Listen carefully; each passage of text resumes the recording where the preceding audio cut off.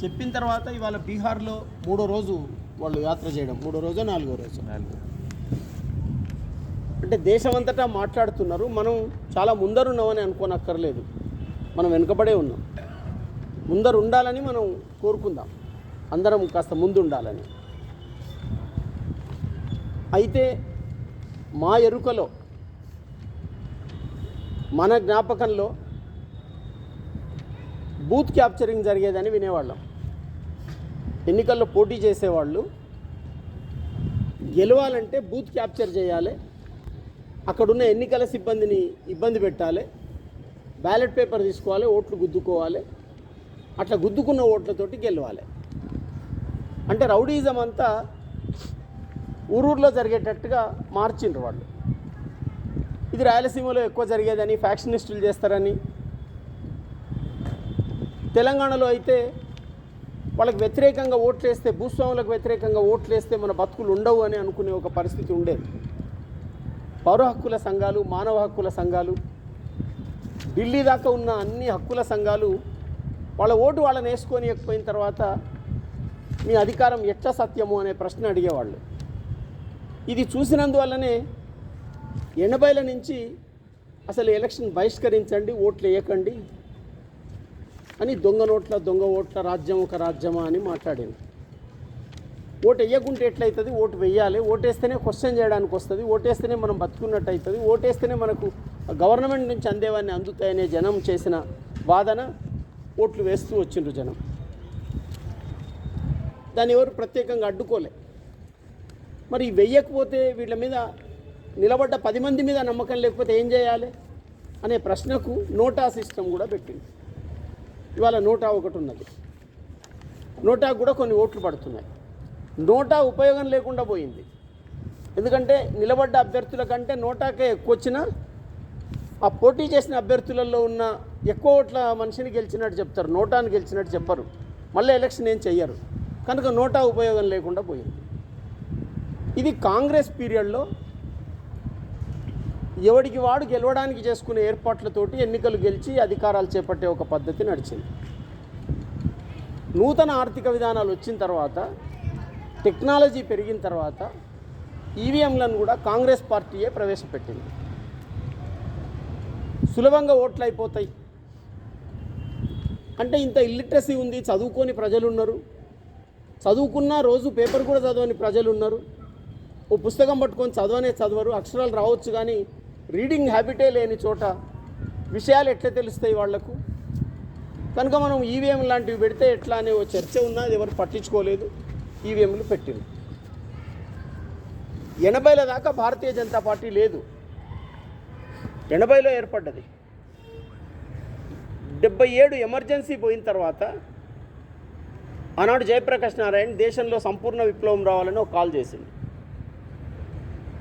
అది కాంగ్రెస్కు వ్యతిరేకంగా జరిగిన పోరాటంలాగా ఉండి ఆ తర్వాత జనతా పార్టీ అధికారంలోకి వచ్చింది. జనతా పార్టీ 2.5 ఏళ్ళు కూడా బతికి పట్టగట్టలేదు. మళ్ళీ దేశంలో కాంగ్రెస్ వచ్చింది, రాష్ట్రాలలో ప్రాంతీయ పార్టీలు వచ్చినాయి. రీజనల్ గవర్నమెంట్స్ రావడాన్ని సెంట్రల్ పార్టీలు ఏమీ అంగీకరించలేదు, కానీ ప్రాంతీయ పార్టీలు దేశమంతటా వచ్చినాయి. అవి జాతీయ పార్టీలుగా పేరు పెట్టుకొని ప్రాంతీయ పార్టీలు గెలిచినాయి, ప్రాంతీయ పేర్లే పెట్టుకొని గెలిచినాయి. అట్లా సౌత్లో కావచ్చు, నార్త్లో కావచ్చు, మనం అటువంటి చూసినాం.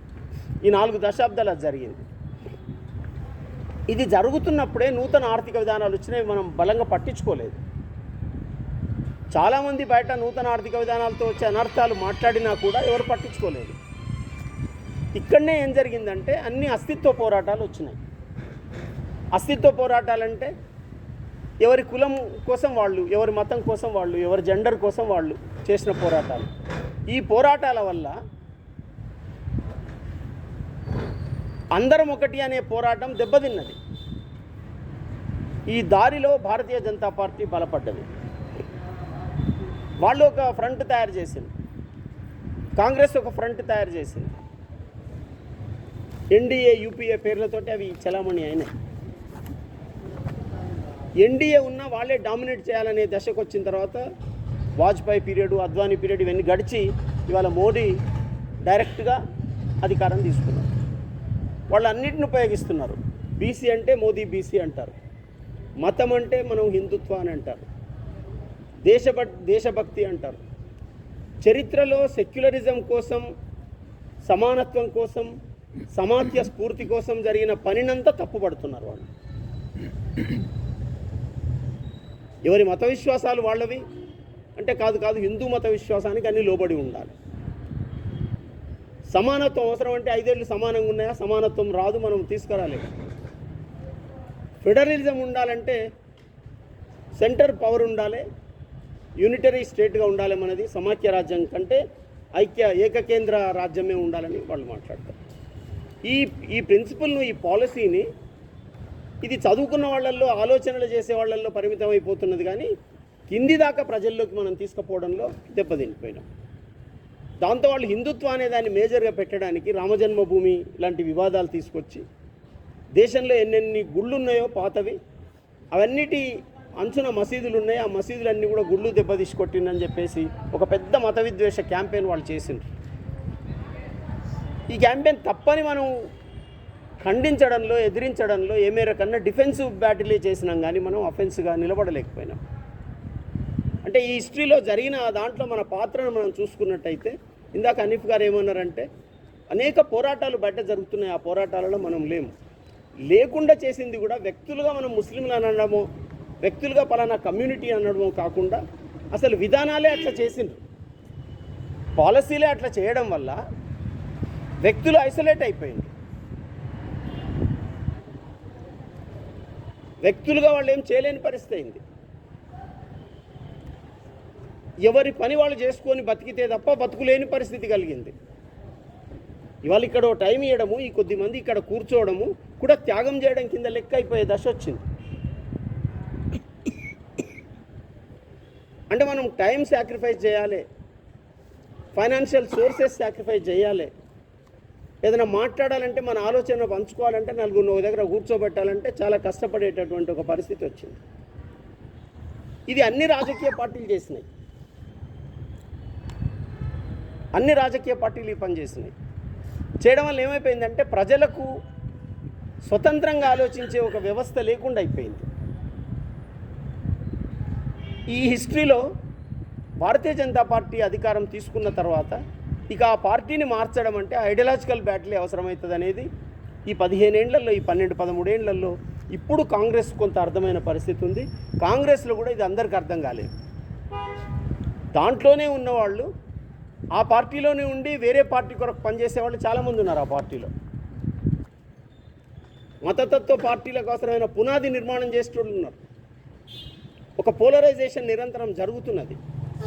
నిన్న ఒక పార్టీలో ఉంటాడు ఆయన, సెక్యులరిజం మాట్లాడతాడు, ఇవాళ ఇంకో పార్టీలకు మాట్లాడతాడు, సెక్యులరిజం ఈ దేశానికి దండగా అంటాడు. పవర్ కోసమే.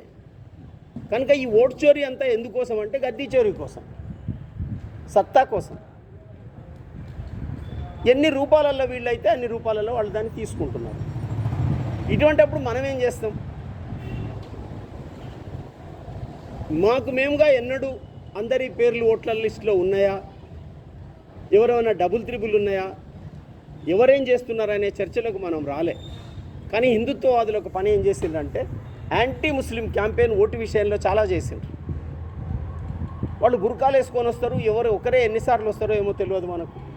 వాళ్ళకి పిల్లలు చాలామంది ఉంటారు, ఎన్ని ఓట్లు మైనర్లో కూడా చేర్చిండ్రో ఏమో తెలియదు మనకు అని ఇటువంటి క్యాంపెయిన్ చేసి ఒక అభద్రతలో ఉన్న ఆర్థిక కారణాల వల్ల, ఉద్యోగాలు లేకపోవడం వల్ల, ఉపాధి లేకపోవడం వల్ల, పని లేకపోవడం వల్ల, జీవన భద్రత లేకపోవడం వల్ల ఉన్న మనుషులు తప్పుడు కారణాలకు తొందరగా కన్విన్స్ అవుతారు. వ్యక్తిగత విశ్వాసమైనటువంటి మతాన్ని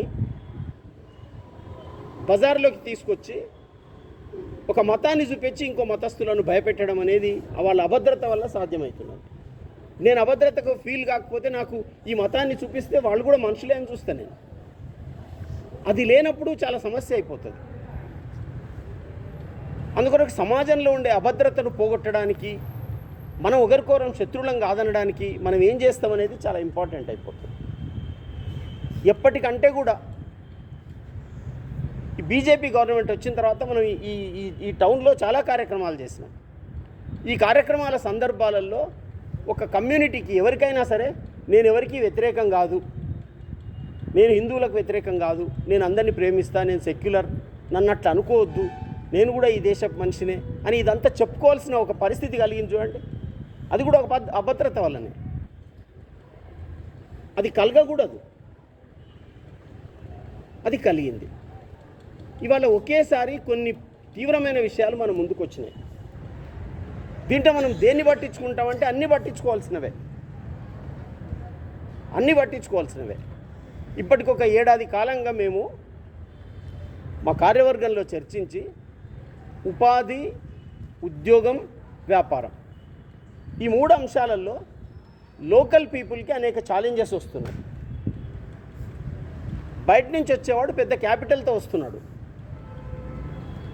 వచ్చినప్పుడు ఏమవుతుంది, వాడు క్యాపిటల్తో మాత్రమే వస్తలేడు, వాడి మనిషిని తీసుకొని వస్తున్నాడు. వాడికి వనరు తొందరగా దొరుకుతున్నది. ఇక్కడున్న పేద మనిషి, అతను ముస్లిమా, హిందువా, క్రైస్తవ, ఎవరైనా దాంతో సంబంధం లేదు, కానీ మహబూబ్నగర్ భూమిపుత్రులు ఎక్కడన్నా చిన్న దుకాణం పెట్టుకోవాలంటే జాగా దొరకదు.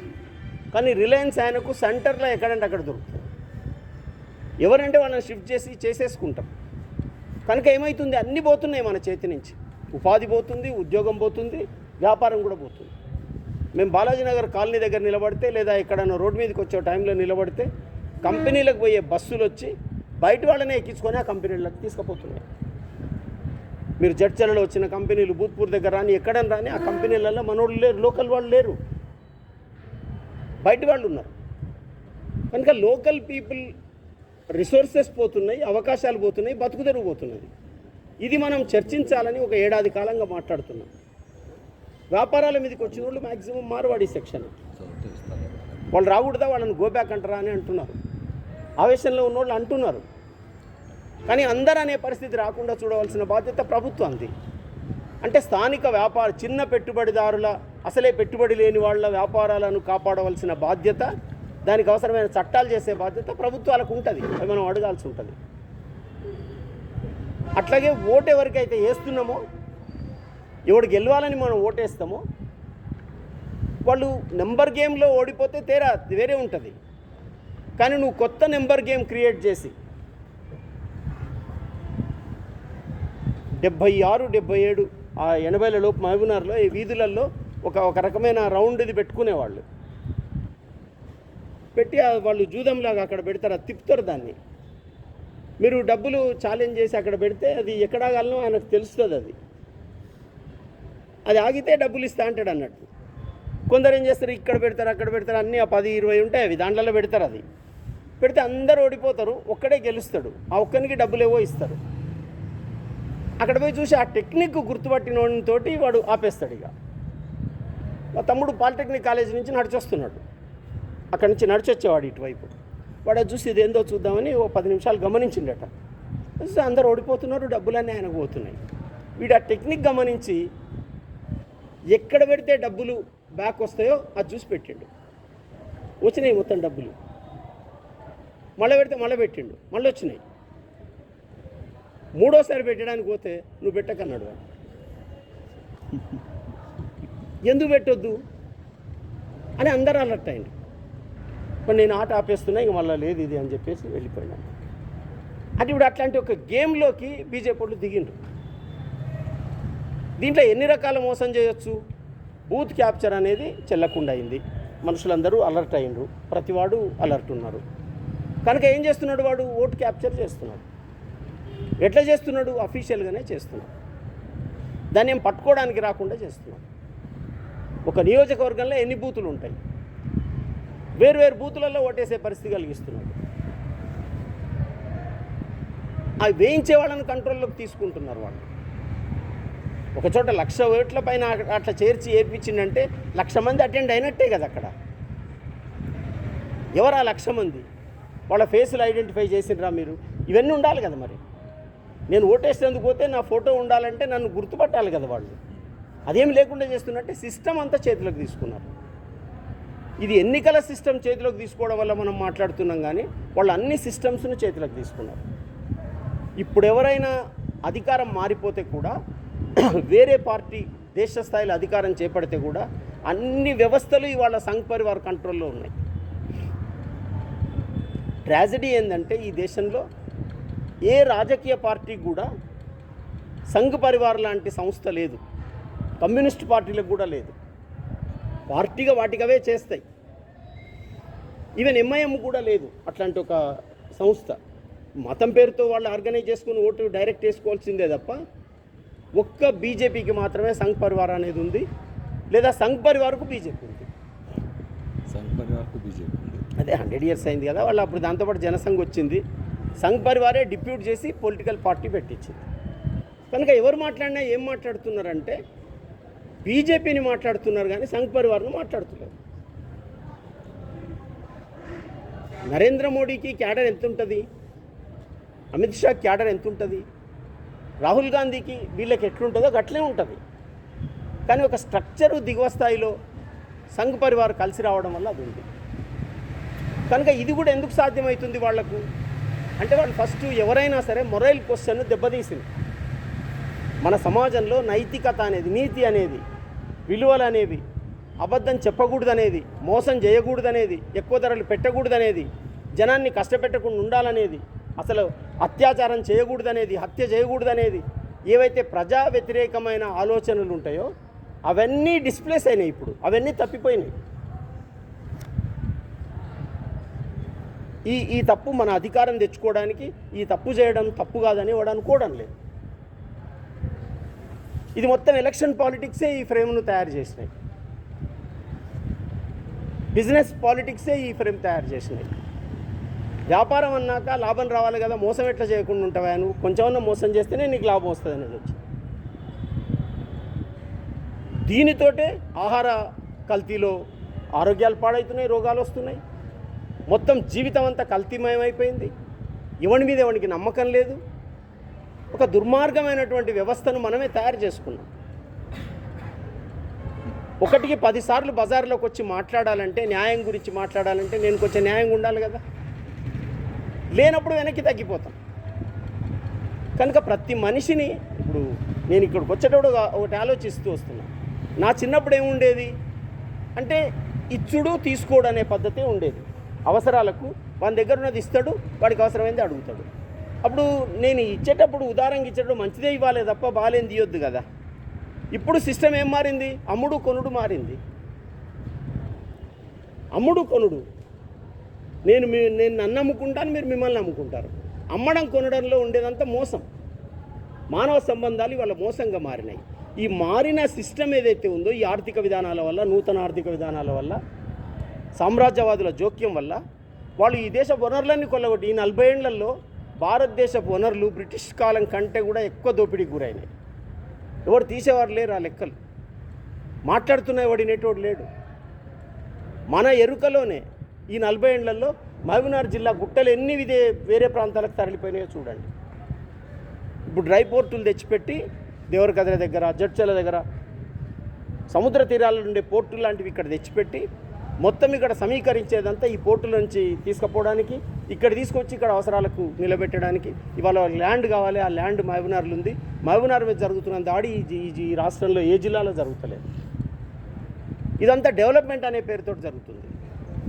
మతమన్నా అర్థమవుతున్నది మనిషికి దీంతో మోసం చేస్తున్నారని, కానీ అభివృద్ధి అనేది అర్థమవుతలేదు. డెవలప్మెంట్ కోసం ఏమైనా చేయనంటారు, డెవలప్మెంట్ కోసం మన ఊర్లో వనరులన్నీ పోతున్నాయి.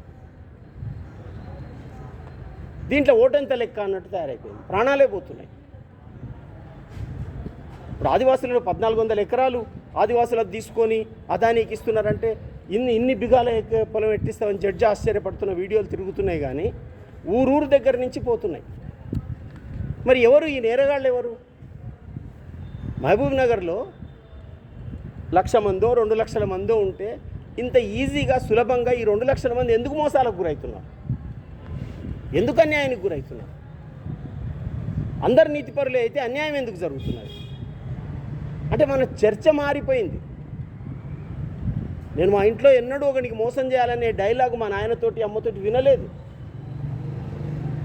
లాభం అనేది చాలా తక్కువ విన్నమాట. ఇవాళ అద్దప్ప వేరే వినపడతలేదు. యూత్ అంతా లుంపెన్ అయిపోయినారు అంటున్నారు. ఎందుకైనా వాళ్ళు అట్లా? జడ్చెల్లలో ఒక ఇంట్లో 5వ తరగతి చదివే అమ్మాయి మీద అప్పుడే చేరింది, ఇప్పుడు ఆగస్టు నెలే కదా ఇది, జూలై నెలలో 5వ తరగతి చదివే అమ్మాయి మీద తండ్రి ఆటో నడపడానికి పోయిందట, తల్లి ఇంకో బిడ్డను తీసుకొని హాస్పిటల్కి పోయింది.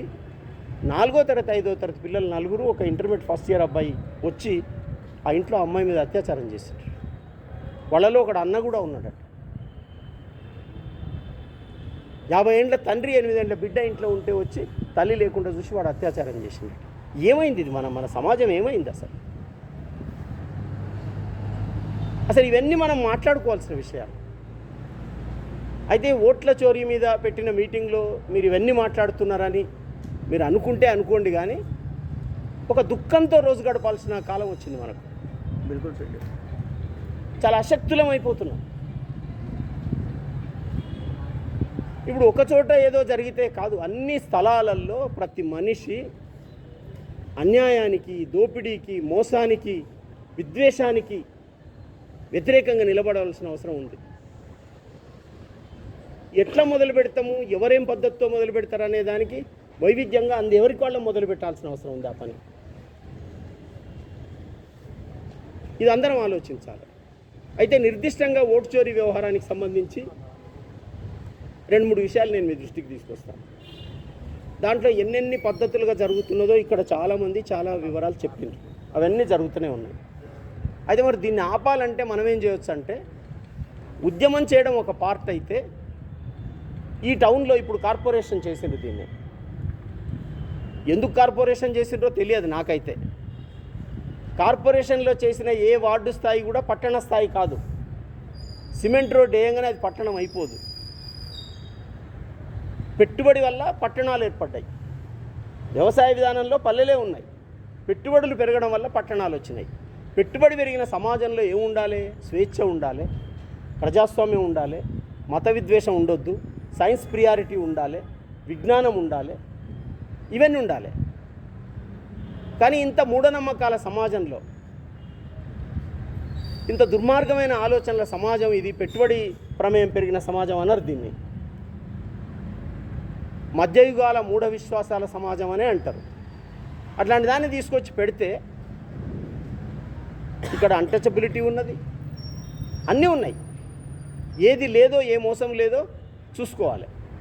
అట్లా కల్చరల్గా మంచిగా మారకుండా పుట్టినే పట్టణ జీవితం, మా దగ్గర పట్టణ జీవితం పెరిగిపోయింది అని అంటే కుదరదు. సిలబస్లోకి మత విద్వేషాలు తీసుకొచ్చినాక ఎట్లయితే చెప్పండి. అందువల్ల ఇటువంటి ఒక పరిస్థితిలో ఈ కార్పొరేషన్లో రేపు ఎన్నికలు జరగబోతే కార్పొరేషన్ మేయర్ అవుతారు. నిన్నటిదాకా మున్సిపల్ చైర్మన్గా ఉన్నోళ్ళు రేపు మేయర్లు అవుతారు. ఎవరో ఒకరు అవుతారు ఈ టౌన్లోంచే.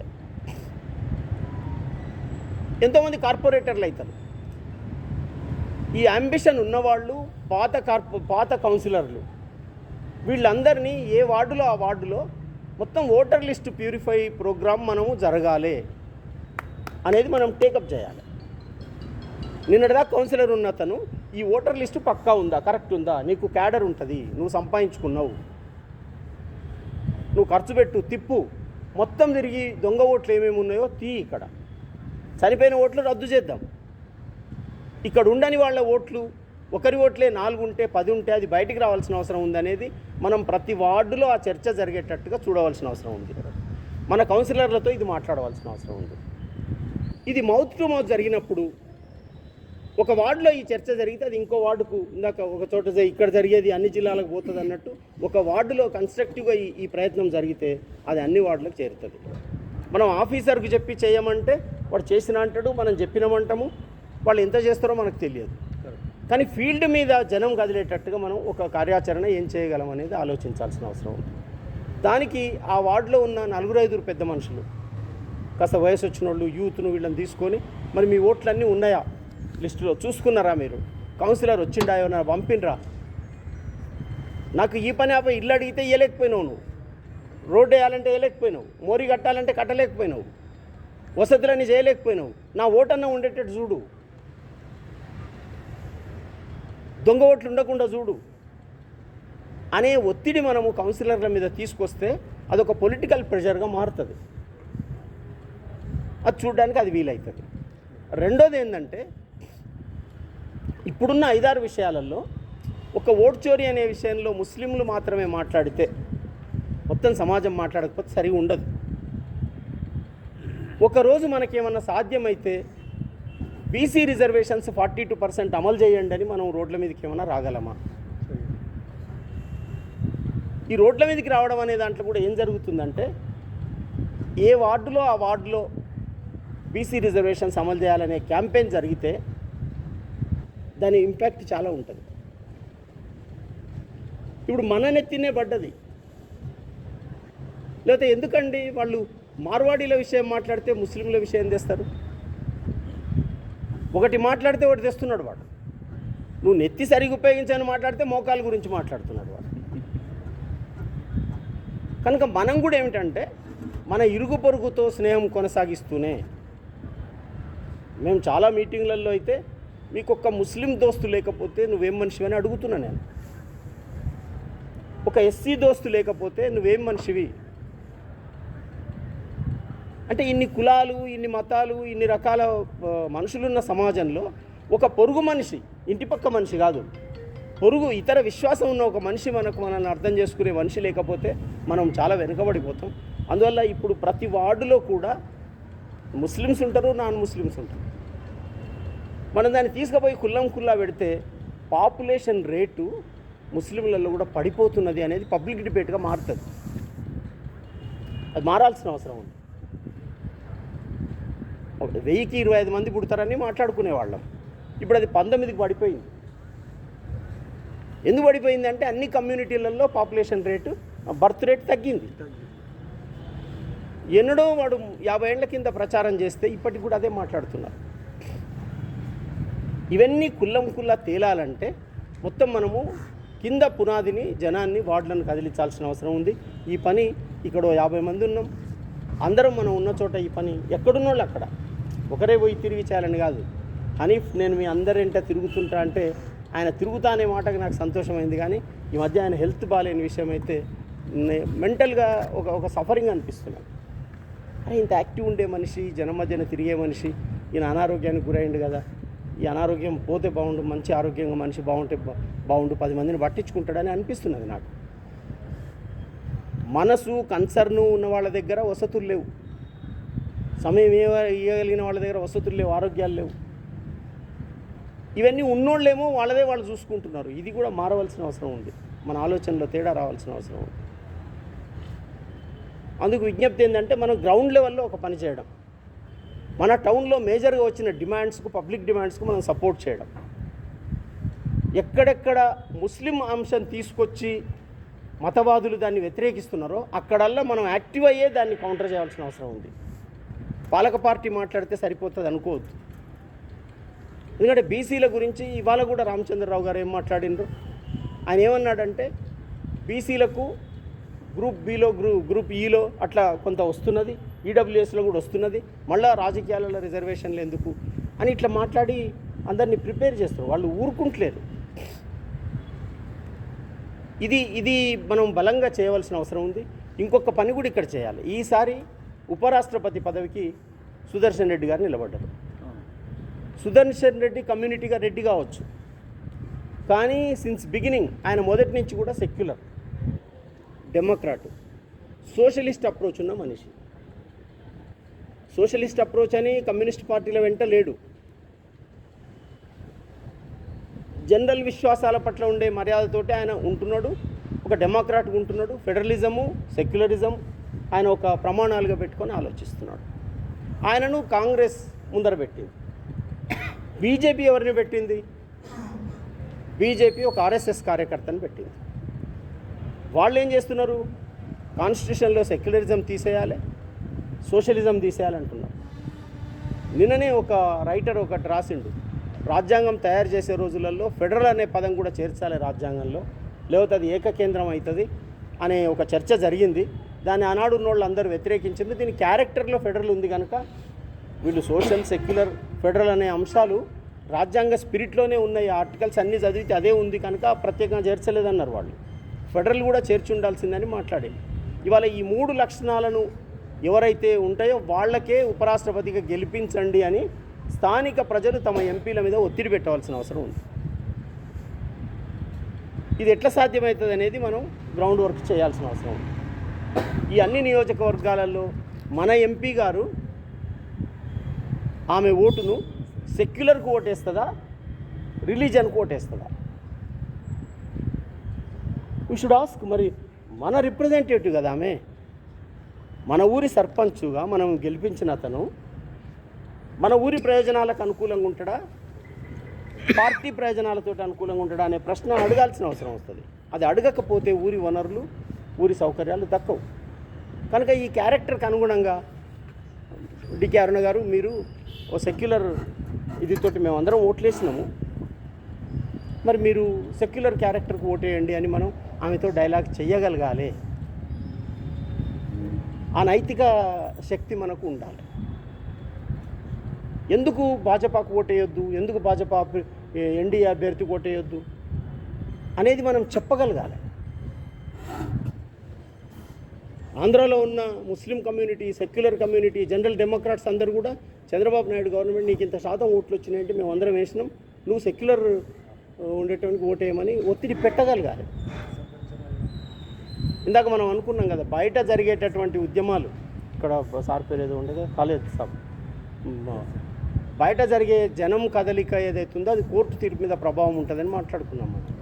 కనుక సమాజంలో జరిగే చర్చ ప్రభావము రాజకీయ నాయకులను నడిపించాలన్నా, రాజకీయ నాయకులు చెప్పింది సమాజంలో నడవాలన్నా? ఇప్పుడు ఆ ఛాలెంజ్ సందర్భం వచ్చింది, రివర్స్ కొట్టాల్సిన సందర్భం వచ్చింది.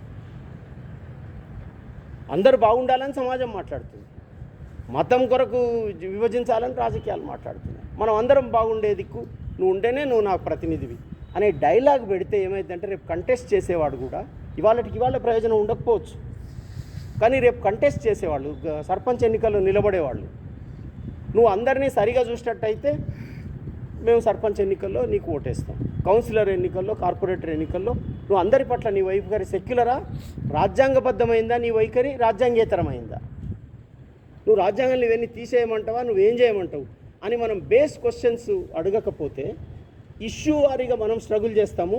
ఒక 1000 ఇష్యూస్ మన మధ్యన పడేసేసి వాళ్ళు 1001 పని వాళ్ళకి అవసరమైంది చేసుకొని పోతారు. అందులో మనం కూడా మైండ్ అప్లై చేయాలి. అందరం సరిగా ఉండాలనే, సుఖంగా ఉండాలి, భద్రతతో ఉండాలి, భవిష్యత్తు బాగుండాలి. పిల్లలందరూ ఇప్పుడు ఈ జనాభాకే ఏమీ లేదు, 80 కోట్ల మందికి అన్నం పెడుతున్నామంటే మరి రేపు పుట్టుతున్న పిల్లలందరికీ కూడా మళ్ళీ ఇంకో 80 కోట్ల 90 కోట్లు అవుతుందా వెల్ఫేర్ స్కీము, లేకపోతే ఎవరికైనా పని దొరుకుతుందా? ఇవన్నీ మనం కొంత ఆలోచించాల్సిన అవసరం ఉందని నేను ప్రత్యేకంగా మనవి చేస్తున్నా. ఇప్పుడు వచ్చిన సందర్భం, హిస్టారికల్ సందర్భం ఎట్లా వచ్చిందంటే దేశంలోనే మునుపెన్నడూ లేనంత మంచి సందర్భం వచ్చింది. జనరల్ సిచ్యువేషన్లో ఎమర్జెన్సీ తర్వాత పోలరైజేషన్ ఎట్లా, ఆ పోలరైజేషన్లో ఆ జనతాలో భాజపా శ్రేణులు కూడా ఉన్నాయి. అప్పుడు కాంగ్రెస్కి ఎదురుండింది మొత్తం, ఇందిరాగాంధీ టీంకు వ్యతిరేకం ఉండింది. అప్పుడు జయప్రకాష్ నారాయణ కాల్ వెంట జనతా పార్టీ నిలబడ్డది. ఈ 40 ఏళ్లలో జరిగిన పోలరైజేషన్ ఏంటంటే దేశంలో సెక్యులర్, డెమోక్రాట్, సోషల్ అవుట్లుక్ ఉన్నటువంటి వాళ్ళ శిబిరం ఒకటిగా, మతవాదుల శిబిరం ఒకటిగా మారిపోతున్నది.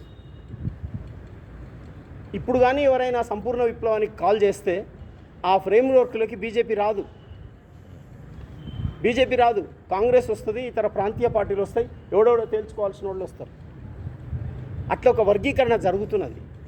ఇట్లా పోలరైజేషన్ జరుగుతున్న సమయంలో ప్రజలు ఒక ప్రజాస్వామిక వాతావరణం కొరకు, అందరూ సుఖంగా ఉండే వాతావరణం కొరకు ఈ పోలరైజేషన్ను ఇంటెన్సిఫై చేయవలసిన అవసరం ఉంది. మునుపు దొరికినట్టుగా మతవాదులకు క్యాడర్ దొరకడం లేదు, మనుషులేం దొరకడం లేదు. స్వతసిద్ధంగా పనిచేసే దశ నుంచి డబ్బులు ఇచ్చి పనిచేసుకునే దశలోకి అన్ని సంస్థలు మారిపోయినవి. సామ్రాజ్యవాదం కూడా, అమెరికన్ ఇంపీరియలిజం కూడా ఏమంటున్నది, అమెరికా ఫస్ట్, వేరే వాడందరూ వెళ్ళిపోవాలంటున్నది. అంటే గ్లోబలైజేషన్ కూలిపోతూ లోకల్ ప్రాధాన్యత పెరగబోతున్నది. పాలిటిక్స్ రివర్స్ అవుతున్నాయి. ట్రంప్ సంక్షోభంలో ఉన్నాడు, ఎవడూ సంక్షోభం లేకుండా లేడు. అప్పుడు ఏమవుతుందంటే బలం చూపగలిగిన వాడు బలహీనమైన ప్రాంతాలను తన కంట్రోల్లోకి తీసుకుంటాడు. రేపు ఇప్పుడు జరుగుతున్న రౌండ్ చర్చలు ముగిసి ఒప్పందాలు జరిగే వరకు భారతదేశం మీద చాలా భారాలు పడబోతున్నాయి, ట్యాక్సేషన్ భారాలు పెరగబోతున్నాయి. ఇప్పటికే 200 లక్షల కోట్ల అప్పులలో ఉన్న భారతదేశం ఇంకా అప్పులలోకి మారబోతున్నది. ఈ భారం అంతా మన మీదికి రాబోతున్నది. దీనిని అంతర్గత వైరుధ్యంగా మార్చడానికి మతశక్తులు ప్రయత్నం చేస్తున్నాయి. అంటే ఆదివాసులలో విభజన తీసుకొచ్చి వాళ్ళే చంపుకునేటట్టు, మైదానంలో మతాల మధ్య విభజన తీసుకొచ్చి వాళ్ళే తన్నుకునేటట్టు,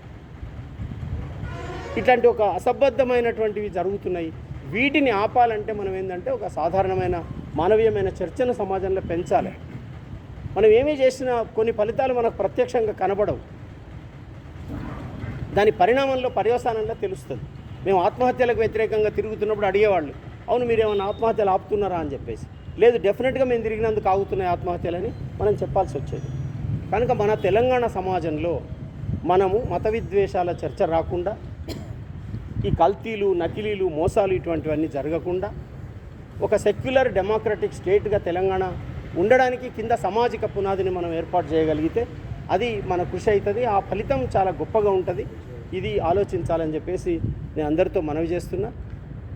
ఈ దిశగా ఒక ప్లాన్ చేసి ముందైతే గ్రౌండ్ రియాలిటీని మనం చెకప్ చేసి ఇక్కడ ఏమైనా దొంగ ఓట్లు ఉన్నాయా ఏమున్నాయి, మనం అంటున్నాం కదా మన ఎంపీ ఎన్నికల్లో ఎట్లా జరిగిందనేది చూడడానికి లోకల్గా అటువంటి ఏం జరిగిందో ఈ లిస్ట్ పెట్టుకొని, కాన్స్టిట్యున్సీ లిస్టు పెట్టుకొని, వాళ్ళు 6 నెలలు పనిచేసిండ్రు, కొంత 100 మందినో 200 మందినో 500 మందినో పెట్టి, మరి మనం కూడా చూసి ఈ కాన్స్టిట్యున్సీలో ఈ 7 కాన్స్టిట్యున్సీలలో ఏం జరిగిందో చూసేది క్రమంగా చూడొచ్చు. కానీ అట్లీస్ట్ మహబూబ్నగర్ కాన్స్టిట్యున్సీ వరకైనా మనం ఆ వర్క్ చేయగలిగితే మనం పబ్లిక్గా ప్రకటించవచ్చు, ఇగో ఈ 20 దొంగ ఓట్లు ఉన్నాయి, లేని ఉన్నాయి, చచ్చిపోయిన పేర్లు ఉన్నాయి, ఉన్నోళ్ళవి చచ్చిపోయిన దాంట్లో ఉన్నాయి.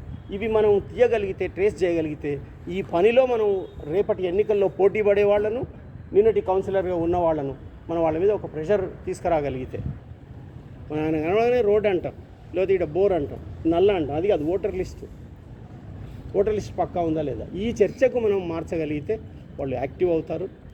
అదొక స్టెప్ అవుతుంది. ఫర్దర్ స్టెప్ ఇంకోటి తీసుకోవచ్చు. దీనికోసం మనం వీధిలోకి వచ్చి ఒక ర్యాలీ చేసి అలసిపోయి మళ్ళీ ఇంకో ప్రోగ్రామ్ కొరకు ప్లాన్ చేసి మళ్ళీ కూర్చొని ఇదంతా జరుగుతుంటుంది. ఈ ప్రాసెస్లోనే మనం ఆ డిబేట్ని అడ్వాన్స్ చేస్తే మంచిది. మన ఒక ముస్లిమ్సే కదిలితే చూసినా ముస్లిమ్స్ అని అంటున్నారు కనుక మనం మన కాలనీలో ఈ పని చేస్తే అందరు ఉంటారు అక్కడ. ఆ ప్రాసెస్లో మనం దేశ స్థాయిలో ఇట్లాంటి ఓటు దొంగతనం జరగొద్దని మౌత్ టు మౌత్ క్యాంపెయిన్లో మనం సక్సెస్ అయితే ఇట్లాంటి మిగతా ప్రదర్శనలు ర్యాలీలన్నీ ఎన్నైనా చేయొచ్చు. ఈ దిశగా స్టార్ట్ అయ్యి ఓ 10 days గ్యాప్లో మనం టౌన్లో ఏదైనా ప్రోగ్రాం పెట్టుకుంటే మంచిది. ఇమీడియట్గా అది చేస్తే బాగు. ఏ ప్రోగ్రాం చేసినా మేము పాల్గొంటాం.